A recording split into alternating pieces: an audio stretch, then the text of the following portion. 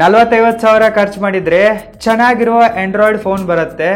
ಇನ್ನೊಂದು 10,000 ಖರ್ಚು ಮಾಡಿದ್ರೆ ಅಂದರೆ 60,000 ಖರ್ಚು ಮಾಡಿದರೆ ಐಫೋನ್ ಕೂಡ ಬರುತ್ತೆ. ಆಂಡ್ರಾಯ್ಡ್ ಫೋನ್ ತಗೊಳ್ಳೋದು ಬೆಸ್ಟ್ ಆಗಿದೆನಾ, ಐಫೋನ್ ತೆಗೆದುಕೊಳ್ಳೋದು ಬೆಸ್ಟ್ ಆಗಿದೆನಾ ಅನ್ನೋದು ನಿಮ್ಮ ಕನ್ಫ್ಯೂಷನ್ ಆಗಿದ್ದರೆ ಡೋಂಟ್ ವರಿ, ಈ ವಿಡಿಯೋ ನಿಮಗಾಗಿಯೇ ಇದೆ. ಈಗಲೇ ಈ ವಿಡಿಯೋಗೆ ಲೈಕ್ ಮಾಡಿ ಮತ್ತು ಕೊನೆಯ ತನಕ ನೋಡಿ, ನಿಮಗೆ ಅಲ್ಟಿಮೇಟ್ ಕ್ಲಾರಿಟಿ ಸಿಗತ್ತೆ. Let's begin. ಆಂಡ್ರಾಯ್ಡ್ ಫೋನ್ ತೆಗೆದುಕೊಳ್ಳಬೇಕಾ ಅಥವಾ ಐಫೋನ್ ತೆಗೆದುಕೊಳ್ಳಬೇಕಾ, ಯಾವ ಫೋನನ್ನು ತೆಗೆದುಕೊಳ್ಳಬೇಕು ಅಥವಾ ಯಾವ ಫೋನನ್ನು ತೆಗೆದುಕೊಳ್ಳಬಾರದು ಅನ್ನೋದು ಅವರವರ ಪರ್ಸನಲ್ ನೀಡ್ಸ್ಗಳ ಮೇಲೆ, ಚಾಯ್ಸ್ಗಳ ಮೇಲೆ ಮತ್ತು ಪ್ರಿಫರೆನ್ಸಸ್ಗಳ ಮೇಲೆ ಡಿಪೆಂಡ್ ಆಗುತ್ತೆ. ಸೊ ನೀವು ಇದೇ ಫೋನ್ ತೆಗೆದುಕೊಂಡ್ರೆ ಬೆಸ್ಟು, ಇದೇ ತೆಗೆದುಕೊಂಡ್ರೆ ಬೆಸ್ಟು ಅಂಥೇಳಿ ಹೀಗೆ ಖಡಾಖಂಡಿತವಾಗಿ ಹೇಳಕ್ಕೆ ಬರಲ್ಲ. ಅದು ನಿಮ್ಮ ಪರ್ಸನಲ್ ಚಾಯ್ಸ್ ಆಗಿದೆ. ಐಫೋನನ್ನು ತೆಗೆದುಕೊಂಡರೆ ಜನ ರೆಸ್ಪೆಕ್ಟನ್ನು ಕೊಡ್ತಾರೆ, ಅಟೆನ್ಷನನ್ನು ಕೊಡ್ತಾರೆ, ನಂದು ಹವಾ ಆಗತ್ತೆ, ಹುಡುಗಿಯರೆಲ್ಲ ನನ್ನ ಕಡೆಗೆ ನೋಡ್ತಾರೆ, ಹುಡುಗಿಯರು ಇಂಪ್ರೆಸ್ ಆಗ್ತಾರೆ ಅಂಥೇಳಿ ನೀವೇನಾದರೂ ಐಫೋನನ್ನು ತೆಗೆದುಕೊಳ್ಳೋ ಯೋಚನೆಯನ್ನು ಮಾಡ್ತಾ ಇದ್ದರೆ ತೆಗೆದುಕೊಳ್ಳಕ್ಕೆ ಹೋಗಬೇಡಿ. ಏಕೆಂದರೆ ನೀವು ಚೂತಿ ಆಗ್ತೀರಾ. ಏಕೆಂದರೆ ಸದ್ಯಕ್ಕೆ ಜಾಸ್ತಿ ಛಪ್ರಿಗಳ ಹತ್ರನೇ ಐಫೋನ್ ಇದೆ. ಕೆಲವೊಂದಿಷ್ಟು ಜನ ಹಠಕ್ ಬಿದ್ದು ತಮ್ಮ ಪೇರೆಂಟ್ಸ್ಗಳನ್ನು ಕಾಡಿಸಿ ಪೀಡಿಸಿ ಐಫೋನನ್ನು ತೆಗೆದುಕೊಳ್ತಾರೆ. ಇನ್ನು ಜಾಬ್ ಮಾಡ್ತಾ ಇರೋರು 2-3 ವರ್ಷದ ಸ್ಯಾಲ್ರಿಯನ್ನೆಲ್ಲ ಖರ್ಚು ಮಾಡಿ ಐಫೋನನ್ನು ತೆಗೆದುಕೊಳ್ತಾರೆ.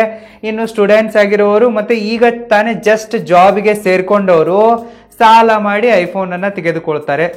ಸೊ ಈ ರೀತಿ ನೀವು ಶೋಕಿಗಾಗಿ ಐಫೋನನ್ನು ತೆಗೆದುಕೊಳ್ತಾ ಇದ್ರೆ ತೆಗೆದುಕೊಳ್ಳೋಕೆ ಹೋಗಬೇಡಿ. ಕ್ರೆಡಿಟ್ ಕಾರ್ಡ್ ಮೇಲೆ ತೆಗೆದುಕೊಳ್ತಾ ಇದ್ರೆ ತೆಗೆದುಕೊಳ್ಳೋಕೆ ಹೋಗಬೇಡಿ. ಇದು ಬ್ಯಾಡ್ ಡಿಸಿಷನ್ ಆಗಿದೆ. ನೀವು ನನ್ನ ಕೇಳಿದರೆ ನನ್ನ ಹತ್ರ ಯಾವ್ದು ಫೋನ್ ಇದೆ ಅಂತಂದರೆ ನನ್ನ ಹತ್ರ ಎಲ್ಲ ಫೋನ್ಗಳಿವೆ. ನನ್ನ ಹತ್ರ ಟೋಟಲ್ ಆಗಿ 3 ಫೋನ್ಗಳಿವೆ. ಮೊದಲನೇದಾಗಿ ನನ್ನ ಹತ್ರ ಫೋನ್ ಇದೆ, ಇದು ಸ್ಯಾಮ್ಸಂಗು. ಸೊ ಈ ಸ್ಯಾಮ್ಸಂಗ್ ಫೋನು ನನ್ನ ಹತ್ರ 2015ರಿಂದ ಇದೆ ಮತ್ತು ಇದರಲ್ಲಿ ಸಿಮ್ ಕಾರ್ಡ್ ಇಲ್ಲ. ನಾನು ಇದರಲ್ಲಿ ಜಸ್ಟ್ ವಾಟ್ಸಪ್ಪನ್ನು ಯೂಸ್ ಮಾಡುವುದಕ್ಕಾಗಿ ಈ ಫೋನನ್ನು ಮೇಂಟೈನ್ ಮಾಡ್ತಾ ಇರುವೆ. ಯಾವಾಗ ನಾನು ಕಾಲೇಜ್ನಲ್ಲಿದ್ನೋ ಆವಾಗ ಇದರಲ್ಲಿ ನನ್ನ ಪರ್ಸ್ನಲ್ ನಂಬರ್ ಇತ್ತು. ಸೊ ಈಗ ಇದರಲ್ಲಿ ಜಸ್ಟ್ ವಾಟ್ಸಪ್ ಇದೆ. I hate WhatsApp. ಯಾಕಂತಂದರೆ ನನಗೆ ದುಶ್ಮನ್ ಎಲ್ಲಿದ್ದಾರೆ ಅಂತ ಕೇಳಿದರೆ ಘರ್ ಸೆ ಲೇಕೆ ಗಾಂವ್ ತುಂಬಾ ಹೇ ಅನ್ನೋ ಥರ ದುಶ್ಮನ್ಗಳಿದ್ದಾರೆ. ಮತ್ತು ನನ್ನ ಲೊಕೇಶನನ್ನು ಟ್ರೇಸ್ ಮಾಡೋಕ್ಕೆ ಮತ್ತು ನನ್ನ ಪರ್ಸ್ನಲ್ ಡೀಟೇಲ್ಸ್ಗಳನ್ನ ಹ್ಯಾಕ್ ಮಾಡೋಕ್ಕೆ ಒಂದೇ ಒಂದು ಚಾನ್ಸ್ ಎಲ್ಲಿಂದ ಸಾಧ್ಯ ಇದೆಯಪ್ಪ ಅಂತಂದರೆ ವಾಟ್ಸಪ್ಪು. ಸೊ ಹೀಗಾಗಿ ನಾನು ವಾಟ್ಸಪ್ಪನ್ನು ಒಂಥರ ದೂರ ಇಟ್ಟಿದ್ದೀನಿ. ಅಂದರೆ ಅದಕ್ಕಾಗಿ ಈ ಫೋನ್ ಇದೆ ಜಸ್ಟು. ಇನ್ನು 2ನೇ ಫೋನ್ ಇದೆ ರೆಡ್ಮಿ ಫೋನು. ಸೊ ಇದರಲ್ಲಿ ನನ್ನ ಪರ್ಸ್ನಲ್ ನಂಬರ್ ಇದೆ. ಸೊ ನಾನು ಯಾವಾಗ ಫಸ್ಟ್ ಫೋನನ್ನು ತೆಗೆದುಕೊಂಡಿದ್ನೋ ಆವಾಗ ಯಾವ ಪರ್ಸ್ನಲ್ ನಂಬರ್ ಇತ್ತು ಇಲ್ಲಿ ತನಕವೂ ಕೂಡ ಅದೇ ಪರ್ಸ್ನಲ್ ನಂಬರ್ ಇದೆ. ಸೊ ನನ್ನ ಎಲ್ಲ ಪರ್ಸ್ನಲ್ ಕಾಲ್ಸ್ಗಳನ್ನು ನಾನು ಈ ಫೋನ್ನಿಂದ ಹ್ಯಾಂಡಲ್ ಮಾಡುವೆ.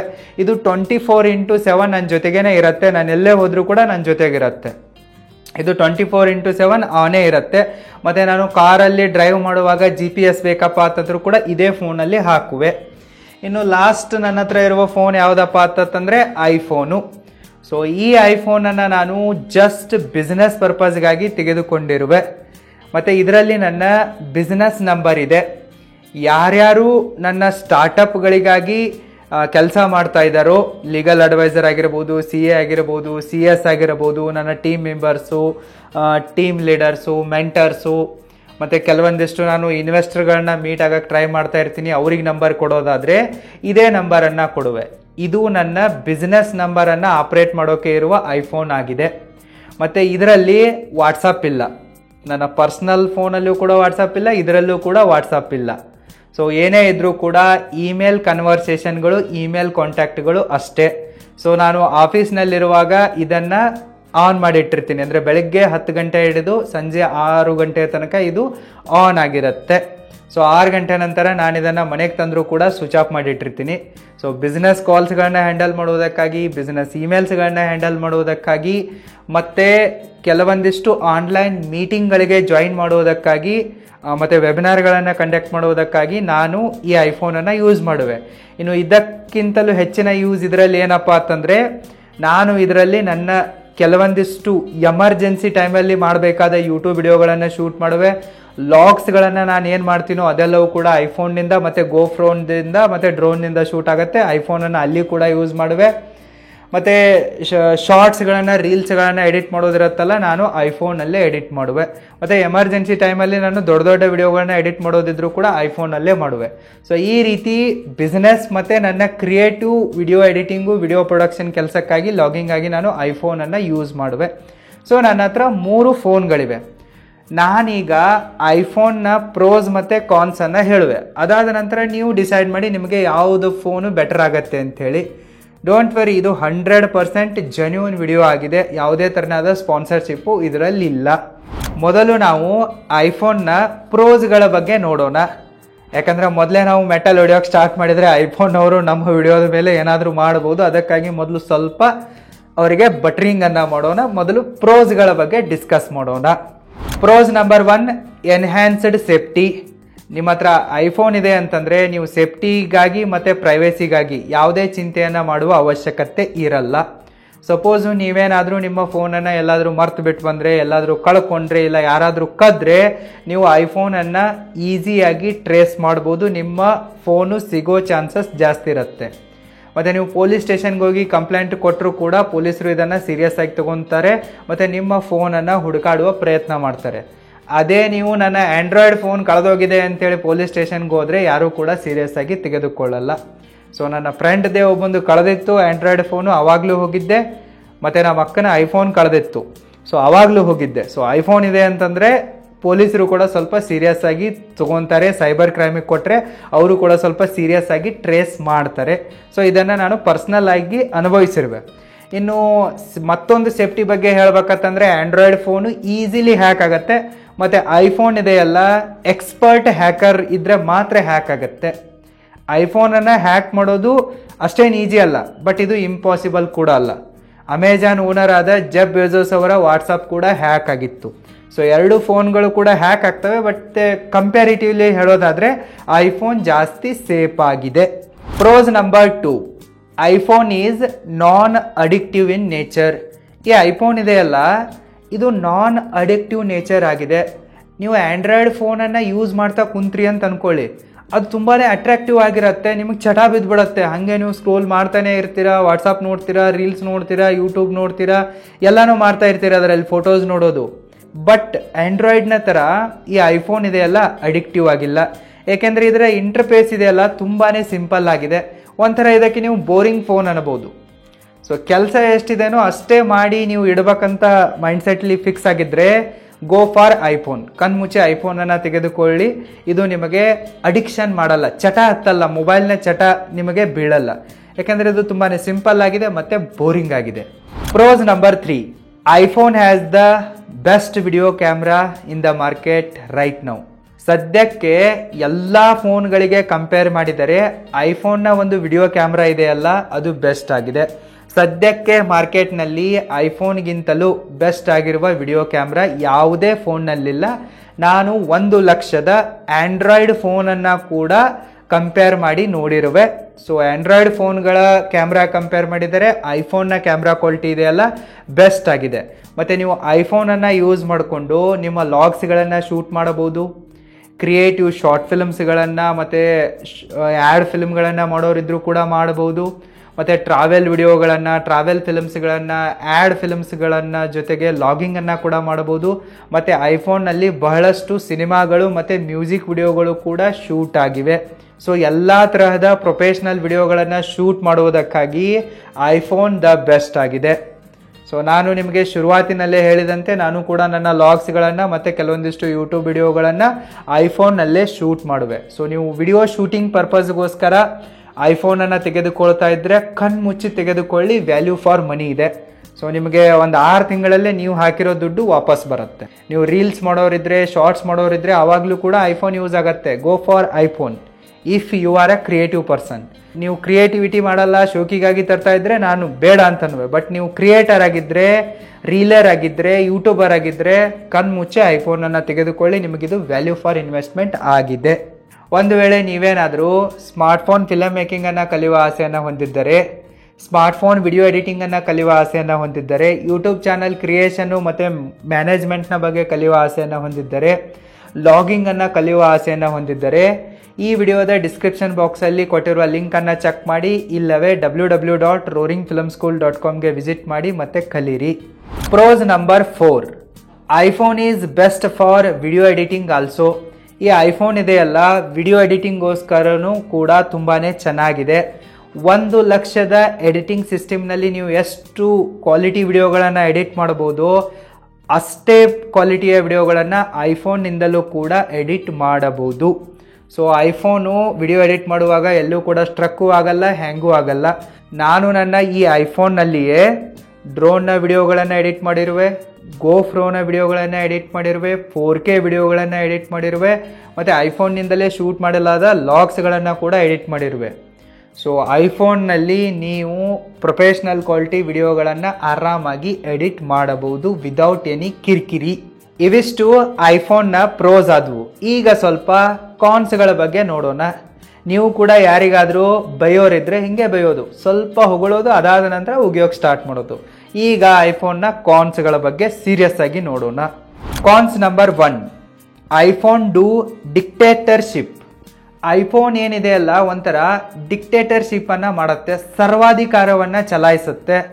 ನೀವು ಐಫೋನನ್ನು ತೆಗೆದುಕೊಂಡ್ರಿ ಅಂತ ಅಂದ್ಕೊಳ್ಳಿ, ಐಫೋನ್ ಹೆಂಗೆ ಎಕ್ಸ್ಪೆಕ್ಟ್ ಮಾಡತ್ತಪ್ಪ ಅಂತಂದರೆ ಎಲ್ಲವನ್ನ ಕೂಡ ನೀವು ಐಫೋನ್ನ ಎಕೋಸಿಸ್ಟಮ್ನಲ್ಲೇ ತೆಗೆದುಕೊಳ್ಳಬೇಕು.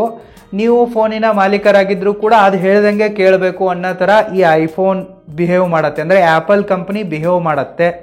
ನಿಮಗೆ ಹೆಂಗೆ ಇದು ಡಿಕ್ಟೇಟರ್ಶಿಪ್ಪನ್ನು ಮಾಡುತ್ತೆ ಅಂತ ಹೇಳ್ಬೇಕಂತಂದರೆ, ಮೊದಲೇದಾಗಿ ನಿಮಗೆ ಯಾವುದೇ ಥರ್ಡ್ ಪಾರ್ಟಿ ಡಿವೈಸಸ್ಗಳನ್ನು ಯೂಸ್ ಮಾಡೋಕ್ಕೆ ಇದು ಅಲೌ ಮಾಡಲ್ಲ. ಅಂದರೆ ನೀವು ಬ್ಯಾಕ್ ಕವರ್ ತರೋದಿರಬಹುದು, ಸ್ಕ್ರೀನ್ ಗಾರ್ಡ್ ತರೋದಿರಬಹುದು, ಮತ್ತು ನೀವು ಅದಕ್ಕೆ ಚಾರ್ಜಿಂಗು, ಏರ್ಪಾಡ್ಸ್ಗಳನ್ನು ತೆಗೆದುಕೊಳ್ತಾ ಇದ್ದರೆ ಅಲ್ಲಿಯೂ ಕೂಡ ಐಫೋನ್ ಏನು ಹೇಳತ್ತಪ್ಪ ಅಂತಂದರೆ, ನಮ್ಮ ಕಂಪ್ನಿದೇ ತಗೋ, ಬೇರೆ ಕಂಪ್ನಿ ತೊಗೊಂಡ್ರೆ ನಾನು ಅದಕ್ಕೆ ಜವಾಬ್ದಾರಿ ಅಲ್ಲ, ಮುಂದೆ ನಿಮಗೆ ಅದಕ್ಕೆ ಏನಾದರೂ ಆಯಿತು ರಿಪೇರಿಗೆ ಜಾಸ್ತಿ ಕಾಸ್ಟ್ ಬರುತ್ತೆ, ವಾರಂಟಿಯನ್ನು ಕ್ಲೇಮ್ ಮಾಡಿಕೊಡಲ್ಲ, ಇನ್ಶೂರೆನ್ಸ್ ಕ್ಲೇಮ್ ಮಾಡಿಕೊಡಲ್ಲ, ಈ ರೀತಿ ಹೆಡ್ಏಕ್ ಮಾಡುತ್ತೆ. ಎಲ್ಲೆಲ್ಲಿ ಚಾನ್ಸ್ ಇದೆಯಲ್ಲ ಅಲ್ಲೆಲ್ಲಿ ಅದು ಥರ್ಡ್ ಪಾರ್ಟಿ ಡಿವೈಸಸ್ಗಳು ಅದ್ರ ಜೊತೆಗೆ ಕನೆಕ್ಟ್ ಆಗದೆ ಇರೋ ಥರನೇ ಬಿಲ್ಡ್ ಮಾಡಿರುತ್ತೆ ಈ ಆ್ಯಪಲ್ ಕಂಪ್ನಿ. ಆದರೂ ಕೂಡ ನೀವು ತಲೆ ಉಪಯೋಗಿಸಿ ಏನಾದರೂ ಕನೆಕ್ಟ್ ಮಾಡಿದರೂ ಕೂಡ ಮುಂದೆ ಏನಾದರೂ ಆಯ್ತಪ್ಪ ಅಂತಂದರೆ ಕಿರಿಕಿರಿ ಮಾಡುತ್ತೆ. ಸೊ ಥರ್ಡ್ ಪಾರ್ಟಿ ಡಿವೈಸಸ್ಗಳನ್ನು ಐಫೋನ್ ಇದೆಯಲ್ಲ ಇನ್ಕಂಪ್ಯಾಟಿಬಲ್ ಮಾಡಿದೆ ಮತ್ತು ನಾಟ್ ಅಲೌಡ್ ಅಂಥೇಳಿ ಮುಖಕ್ಕೆ ಹೊಡೆದಂಗೆ ಹೇಳುತ್ತೆ, ಅಂದರೆ ತನ್ನದೇ ಸರ್ವಾಧಿಕಾರ ಇದ್ದಂಗೆ ಮಾಡುತ್ತೆ. ಅದೇ ನೀವು ಆ್ಯಂಡ್ರಾಯ್ಡನ್ನು ತೆಗೆದುಕೊಳ್ಳಿ, ಯಾವುದೇ ಫೋನ್ ಇರಲಿ, ಯಾವ್ದು ಬೇಕಾದರೂ ಚಾರ್ಜರ್ ಕನೆಕ್ಟ್ ಆಗುತ್ತೆ, ಯಾವ್ದು ಬೇಕಾದರೂ ಇದನ್ನು ಕನೆಕ್ಟ್ ಆಗುತ್ತೆ, ಇಯರ್ಪೋಡ್ಗಳು ಕನೆಕ್ಟ್ ಆಗುತ್ತೆ, ಕಂಪ್ಯಾಟಿಬಿಲಿಟಿ ಚೆನ್ನಾಗಿದೆ. ಬಟ್ ಐಫೋನಲ್ಲಿ ಆ ರೀತಿ ಇಲ್ಲ. ಇನ್ನು ಐಫೋನನ್ನು ತೆಗೆದುಕೊಂಡ್ರೆ ಕೆಲವೊಂದಿಷ್ಟು ಬೇಸಿಕ್ ಆ್ಯಪ್ಸ್ಗಳು ಮಾತ್ರ ಫ್ರೀ ಆಗಿರ್ತವೆ. ಸೊ ನಿಮಗೆ ಇಂಪಾರ್ಟೆಂಟ್ ಆಗಿರುವ ಮತ್ತು ತುಂಬಾ ಉಪಯುಕ್ತಕರವಾಗಿರುವ ಆ್ಯಪ್ಸ್ಗಳನ್ನು ಅದರಲ್ಲಿ ಇನ್ಸ್ಟಾಲ್ ಮಾಡಬೇಕಂತಂದರೆ ನೀವಲ್ಲಿ ಆ್ಯಪಲ್ ಸ್ಟೋರಲ್ಲಿ ಹೋಗಿ ದುಡ್ಡು ಕೊಡಬೇಕಾಗತ್ತೆ. ನನಗೆ ಸ್ಕ್ರೀನ್ ರಿಕಾರ್ಡರ್ ಬೇಕಾಗತ್ತೆ, ಮತ್ತು ನನಗೆ ಡಾಕ್ಯುಮೆಂಟ್ಸ್ಗಳನ್ನ ಸ್ಕ್ಯಾನ್ ಮಾಡೋದಿರುತ್ತೆ ಪದೇ ಪದೇ ನಮ್ಮ CAಗಳಿಗೆ ಮತ್ತು CS ಗಳಿಗೆ ಕಳಿಸೋಕ್ಕೆ. ಪ್ರತಿಯೊಂದಕ್ಕೂ ಕೂಡ ನಾನು ಪ್ರಿಂಟರೇ ಕೊಡಕ್ಕೆ ಬರಲ್ಲ. ನಾನು ಡ್ರೈವ್ ಮಾಡುವಾಗ ಮತ್ತು ಟ್ರಾವೆಲ್ ಮಾಡುವಾಗಲೂ ಕೂಡ ಸೈನ್ ಮಾಡಿ ಕೆಲವೊಂದಿಷ್ಟು ಕಳಿಸ್ಬೇಕಾಗತ್ತೆ ಸ್ಕ್ಯಾನ್ ಮಾಡಿ. ಸೊ ಆವಾಗ ಈ ಐಫೋನ್ ಅವ್ರು ಇದ್ದಾರಲ್ಲ ಎಲ್ಲದಕ್ಕೂ ಕೂಡ ಚಾರ್ಜ್ ಮಾಡ್ತಾರೆ. ಸ್ಕ್ರೀನ್ ರಿಕಾರ್ಡರ್ ಯೂಸ್ ಮಾಡ್ತೀನಿ ಅಂತಂದ್ರೂ ಇವ್ರಿಗೆ ದುಡ್ಡು ಕೊಡಬೇಕು, ನಾವು ಸ್ಕ್ಯಾನಿಂಗ್ ಆ್ಯಪ್ ಯೂಸ್ ಮಾಡ್ತೀನಿ ಅಂತಂದ್ರೂ ಕೂಡ ದುಡ್ಡು ಕೊಡಬೇಕು. ಸೊ ಈ ರೀತಿ ನಮಗೆ ಆ್ಯಪ್ಸ್ಗಳು ಬೇಕಂತಂದರೆ ಫ್ರೀಯಾಗಿ ಸಿಗಲ್ಲ, ಇವ್ರಿಗೆ ಪ್ರತಿಯೊಂದಕ್ಕೂ ಕೂಡ ದುಡ್ಡು ಕೊಡಬೇಕು, ದೋಚ್ತಾರೆ. ಇದೇ ಸರ್ವಾಧಿಕಾರ. ಇನ್ನು ನೀವು ಐಫೋನನ್ನು ಯೂಸ್ ಮಾಡ್ಕೊಂಡ್ಬಿಟ್ಟು ಯಾವುದಾದ್ರೂ ಶಾಪಿಂಗ್ ಸೈಟಿಗೆ ಹೋಗಿ ಶಾಪಿಂಗ್ ಮಾಡ್ತಾ ಇದ್ದರೆ ಅಲ್ಲಿ ಕೂಡ ಪ್ರೈಸ್ ಹೈಕ್ ಆಗುತ್ತೆ ಕೆಲವೊಂದಿಷ್ಟು ಟೈಮಲ್ಲಿ. ನಿಮಗೆ ಡೌಟ್ ಇದ್ದರೆ ನೀವು ಆ್ಯಂಡ್ರಾಯ್ಡ್ನಿಂದ ರೇಟ್ ಚೆಕ್ ಮಾಡೋದು, ಅವಾಗ ಒಂದು ರೇಟ್ ಬೇರೆ ಇರುತ್ತೆ. ಐಫೋನಿಂದ ಚೆಕ್ ಮಾಡಿದಾಗ ಅಲ್ಲಿ ಕೆಲವೊಂದಿಷ್ಟು ಶಾಪಿಂಗ್ ಸೈಟ್ಗಳಲ್ಲಿ ಕೆಲವೊಂದಿಷ್ಟು ಪ್ರಾಡಕ್ಟ್ಗಳಿಗೆ ಐಫೋನು ಪ್ರೈಸ್ ಹೈಕ್ ಮಾಡುತ್ತೆ. ಐಫೋನ್ ಹೆಂಗೆ ಹೇಳತ್ತಪ್ಪ ಅಂತಂದರೆ, ನನ್ನ ಕಸ್ಟಮರು, ನನ್ನ ಡಿವೈಸು, ಸೊ ಇದರಲ್ಲಿ ಶಾಪಿಂಗ್ ಆಗ್ತಾ ಇದೆ, ನಿಮಗೆ ದುಡ್ಡು ಬರಬೇಕಂತಂದರೆ ನೀವು ಶಾಪಿಂಗ್ ಸೈಟ್ನವ್ರು ನನಗೆ ಕಮಿಷನ್ ಕೊಡಬೇಕನ್ನೋ ಒತ್ತಡ ಇರುತ್ತೆ. ಸೊ ಆವಾಗ ಶಾಪಿಂಗ್ ಸೈಟ್ನವ್ರು ಏನು ಮಾಡ್ತಾರೆ, ಕಸ್ಟಮರ್ ಕಡೆಯಿಂದಲೇ ಲೂಟಿ ಮಾಡಿ ಅದನ್ನು ಐಫೋನಿಗೆ ಕೊಡ್ತಾರೆ. ಸೊ ಈ ರೀತಿ ಪ್ರೈಸ್ ಹೈಕ್ನ ಪ್ರಾಬ್ಲಮ್ ಕೂಡ ಆಗತ್ತೆ. ಇದು ಐಫೋನ್ನ ಒಂದು ದೊಡ್ಡ ಡಿಮೆರಿಟ್ ಆಗಿದೆ ಮತ್ತು ಡಿಕ್ಟೇಟರ್ಶಿಪ್ ಆಗಿದೆ. ಇನ್ನೊಂದು ಇಂಪಾರ್ಟೆಂಟ್ ಹೇಳಬೇಕಪ್ಪ ಅಂತಂದರೆ, ಐಫೋನಲ್ಲಿ ಕಾಲ್ ರಿಕಾರ್ಡಿಂಗ್ ಆಗಲ್ಲ. ಆ್ಯಂಡ್ರಾಯ್ಡ್ನಲ್ಲಿ ನೀವು ಥರ್ಡ್ ಪಾರ್ಟಿ ಆ್ಯಪ್ಸ್ಗಳನ್ನು ಯೂಸ್ ಮಾಡ್ಕೊಂಡ್ಬಿಟ್ಟು ಕಾಲ್ ರಿಕಾರ್ಡಿಂಗ್ ಮಾಡ್ಬೋದು. ಮತ್ತು ಅದು ಪ್ಲೇಸ್ಟೋರ್ನಲ್ಲಿ ಆ್ಯಪ್ಗಳು ಅವೈಲೇಬಲ್ ಇಲ್ಲಪ್ಪ ಅಂತಂದರೆ ಗೂಗಲ್ನಿಂದ ಲಿಂಕ್ ಇಟ್ಕೊಂಡು ಡೌನ್ಲೋಡ್ ಮಾಡ್ಕೋಬೋದು. ಬಟ್ ಐಫೋನಲ್ಲಿ ಆ ಥರ ಮಾಡೋಕ್ಕೆ ಬರಲ್ಲ. ಥರ್ಡ್ ಪಾರ್ಟಿ ಡಿವೈಸಸ್ಗಳನ್ನು ಹೆಂಗೆ ಯೂಸ್ ಮಾಡೋಕ್ಕೆ ಬರಲ್ವೋ ಅದೇ ರೀತಿ ಥರ್ಡ್ ಪಾರ್ಟಿ ಆ್ಯಪ್ಗಳನ್ನು ಕೂಡ ನೀವು ಐಫೋನಲ್ಲಿ ಯೂಸ್ ಮಾಡೋಕ್ಕೆ ಬರಲ್ಲ. ಅದು ಆ್ಯಪಲ್ ಸ್ಟೋರ್ನಲ್ಲಿದ್ದರೆ ಮಾತ್ರ ಅದು ಇಲ್ಲಿ ಯೂಸ್ ಮಾಡೋಕ್ಕೆ ಬರುತ್ತೆ, ಇಲ್ಲ ಅಂತಂದರೆ ಇಲ್ಲ, ಕಾಲ್ ರಿಕಾರ್ಡಿಂಗ್ ಆಗಲ್ಲ. ಇನ್ನು ಮತ್ತೊಂದು ಇಂಪಾರ್ಟೆಂಟ್ ಆಗಿರೋ ವಿಷಯವನ್ನು ಹೇಳಬೇಕಪ್ಪ ಅಂತಂದರೆ ಐಫೋನ್ ಇದೆಯಲ್ಲ ಡೆವಲಪರ್ಗೆ ಜಾಸ್ತಿ ಅಪಾರ್ಚುನಿಟಿಗಳನ್ನು ಕೊಡಲ್ಲ. ಅಂದರೆ ನೀವೇನಾದರೂ ಅದರಲ್ಲಿ ಮಾಡ್ತೀನಿ, ಎಕ್ಸ್ಟ್ರಾ ಸೆಟ್ಟಿಂಗ್ಸ್ ಹಾಕ್ತೀನಿ, ಕೆಲವೊಂದಿಷ್ಟು ಸೆಟ್ಟಿಂಗ್ಸ್ಗಳನ್ನು ತೆಗಿತೀನಿ, ಈ ರೀತಿ ನೀವೇನಾದರೂ ಅಡ್ವಾನ್ಸ್ಡ್ ಆಗಿ ತಲೆಯನ್ನು ಉಪಯೋಗಿಸೋಕ್ಕೆ ಹೋದರೆ ಅದಕ್ಕೆ ಐಫೋನು ಸಪೋರ್ಟ್ ಮಾಡಲ್ಲ. ಅಂದರೆ ಎಲ್ಲದಕ್ಕೂ ಕೂಡ ಐಫೋನು ರಿಸ್ಟ್ರಿಕ್ಷನ್ ಹಾಕತ್ತೆ, ತನ್ನ ಸರ್ವಾಧಿಕಾರವನ್ನು ಚಲಾಯಿಸುತ್ತೆ. ಐಫೋನ್ ಕಂಪನಿಯ ಮೇಲೆ ಅಂದರೆ ಆ್ಯಪಲ್ ಕಂಪನಿಯ ಮೇಲೆ ಅಮೆರಿಕದ ಕೋರ್ಟು ಬಹಳಷ್ಟು ಸರ್ತಿ ಚಾಟಿ ಏಟನ್ನು ಬೀಸಿದೆ. ಅದಕ್ಕಾಗಿ ಇದು ಸ್ವಲ್ಪ ಈಗ ಬುದ್ಧಿ ಕಲಿತಾ ಇದೆ. ಈ ಅಮೆರಿಕದ ಕೋರ್ಟ್ ಇದಕ್ಕೆ ಕ್ಲಾಸ್ ತೆಗೆದುಕೊಂಡಿರೋದ್ರಿಂದಲೇ ಐಫೋನ್ನಲ್ಲಿ ಟೈಪ್ ಸಿ ಈಗ ಕನೆಕ್ಟರ್ ಬಂದಿದೆ, ಇಲ್ಲ ಅಂತಂದರೆ ಮುಂಚೆ ಇರಲಿಲ್ಲ. ಸೊ ಈ ರೀತಿ ಬಹಳಷ್ಟು ವಿಷಯಗಳಲ್ಲಿ ಐಫೋನ್ ಇದೆಯಲ್ಲ ತನ್ನ ಸರ್ವಾಧಿಕಾರವನ್ನು ಚಲಾಯಿಸುತ್ತೆ. ಇದು ಇದರ ದೊಡ್ಡ ಕಾನ್ಸ್ ಆಗಿದೆ. Cons number 2, iPhone repair is too expensive and headache. ನಿಮ್ಮ ಹತ್ರ ಏನಾದರೂ ಐಫೋನ್ ಇದ್ದರೆ ಅಪ್ಪಿತಪ್ಪಿ ಅದು ನಿಮ್ಮಿಂದ ಕೈಯಿಂದ ಬಿದ್ದು ಹೋಗ್ಬಿಟ್ರೆ, ಇಲ್ಲ ಡ್ಯಾಮೇಜ್ ಆದರೆ, ಏನಾದರೂ ಎರರ್ ಬಂತಪ್ಪ ಅಂತಂದರೆ ಆವಾಗ ಅದನ್ನು ರಿಪೇರಿ ಮಾಡೋದಿದೆಯಲ್ಲ ಅದು ತುಂಬಾ ಎಕ್ಸ್ಪೆನ್ಸಿವ್ ಆಗುತ್ತೆ, ಸಿಕ್ಕಾಪಟ್ಟೆ ದುಡ್ಡು ಖರ್ಚಾಗುತ್ತೆ. 20,000 25,000 ತನಕ ಕೂಡ ಖರ್ಚು ಬರುತ್ತೆ. ಮತ್ತು ಇದರ ರಿಪೇರಿಂಗ್ ಸೆಂಟರ್ಗಳು ಎಲ್ಲ ತಾಲೂಕು ಜಿಲ್ಲಾ ಕೇಂದ್ರಗಳಲ್ಲಿ ಇರೋ ಡೌಟು. ನೀವು ಕಂಪಲ್ಸರಿ ಮೆಟ್ರೋಪೊಲಿಟಿಯನ್ ಸಿಟಿಗೆ ಹೋಗಬೇಕಾಗತ್ತೆ. ಅಂದರೆ ಪುಣೆ, ಮುಂಬೈ, ಬೆಂಗಳೂರು, ಹೈದರಾಬಾದ್, ಡೆಲ್ಲಿ, ಈ ರೀತಿ ದೊಡ್ಡ ದೊಡ್ಡ ನಗರಗಳಲ್ಲಿ ಮಾತ್ರ ನಿಮಗೆ ಐಫೋನ್ನ ರಿಪೇರಿಂಗ್ ಸೆಂಟರ್ಗಳು ಮತ್ತು ಸರ್ವಿಸ್ ಸೆಂಟರ್ಗಳು ಸಿಗ್ತವೆ, ಎಲ್ಲ ಕಡೆಗೂ ಸಿಗಲ್ಲ. ಸೊ ಅಪ್ಪಿತಪ್ಪಿ ಏನಾದರೂ ರಿಪೇರಿ ಬಂತಪ್ಪ ಅಂತಂದರೆ ದೊಡ್ಡ ತಲೆನೋವಾಗತ್ತೆ ಮತ್ತು ನಿಮ್ಮ ಜೇಬಿಗೆ ದೊಡ್ಡ ಲೆವೆಲ್ನಲ್ಲಿ ಕತ್ರಿ ಬೀಳುತ್ತೆ. ಸೊ ಇವಿಷ್ಟು ಐಫೋನ್ನ 2 ದೊಡ್ಡ ಕಾನ್ಸ್ಗಳಾಗಿವೆ. ನಾನೀಗ ನಿಮಗೆ ಪ್ರೋಸನ್ನು ಕೂಡ ಹೇಳಿರುವೆ, ಕಾನ್ಸನ್ನು ಕೂಡ ಹೇಳಿರುವೆ. ಸೊ ಇದರ ಮೇಲೆ ನೀವು ನಿಮ್ಮ ಕೆಲಸ ಏನಿದೆ, ಯಾವುದಕ್ಕೋಸ್ಕರ ಖರೀದಿ ಮಾಡ್ತಾ ಇದ್ದೀರಾ, ನಿಮ್ಮ ಪರ್ಪಸು ಮತ್ತು ಪ್ರಿಫರೆನ್ಸನ್ನು ನೋಡಿ, ಅವಶ್ಯಕತೆಯನ್ನು ನೋಡಿ ಖರೀದಿ ಮಾಡಿ. ಸೊ ನಿಮಗೇನಿಲ್ಲ, ಬರೀ ಟೈಮ್ ಪಾಸ್ ಮಾಡೋಕ್ಕೇ ನೀವು ಫೋನ್ ತೆಗೆದುಕೊಳ್ತಾ ಇದ್ದೀರಾ ಅಂತಂದರೆ ಗೋ ಫಾರ್ ಆ್ಯಂಡ್ರಾಯ್ಡ್. 15-20 ಸಾವಿರದಲ್ಲಿ ಚೆನ್ನಾಗಿರೋ ಫೋನ್ ಬರುತ್ತೆ, ಅದನ್ನು ಯೂಸ್ ಮಾಡಿ. ಅದರಲ್ಲಿ ನಿಮ್ಮ ಎಂಟರ್ಟೈನ್ಮೆಂಟು ಎಲ್ಲ ಆಗುತ್ತೆ. ಇನ್ನು ನೀವೇನಾದರೂ ಬಿಸ್ನೆಸ್ ಪರ್ಪಸ್ಗೋಸ್ಕರ ಕ್ರಿಯೇಟಿವಿಟಿ ಮಾಡೋಕ್ಕೆ, ಅಂದರೆ ವಿಡಿಯೋ ಎಡಿಟಿಂಗು, ಶೂಟಿಂಗು, ಲಾಗಿಂಗ್ಗೋಸ್ಕರ ತೊಗೊತಾ ಇದ್ದರೆ ಕಣ್ಮುಚ್ಚಿ ಐಫೋನನ್ನು ತೆಗೆದುಕೊಳ್ಳಿ. ಇನ್ನು ನಿಮ್ಮದು ಏನೂ ಕೆಲಸನೇ ಇಲ್ಲ, ನಿರುದ್ಯೋಗಿ ಇದ್ದೀರಾ, ಅಪ್ಪನ ದುಡ್ಡಲ್ಲಿ ಶೋಕಿ ಮಾಡ್ತಾ ಇದ್ದೀರಾ, ಬದುಕ್ತಾ ಇದ್ದೀರಾ, ದಂಡ ಪಿಂಡ ಇದ್ದೀರಾ ಅಂತಂದರೆ ನೀವು ಆ್ಯಂಡ್ರಾಯ್ಡ್ ಫೋನು ತೆಗೆದುಕೊಳ್ಳೋಕೆ ಹೋಗ್ಬೇಡಿ, ಐಫೋನು ತೆಗೆದುಕೊಳ್ಳೋಕೆ ಹೋಗ್ಬೇಡಿ. ಸಾಲ ಮಾಡಿ ಶೋಕಿ ಮಾಡೋಕ್ಕೆ ಹೋಗ್ಬೇಡಿ.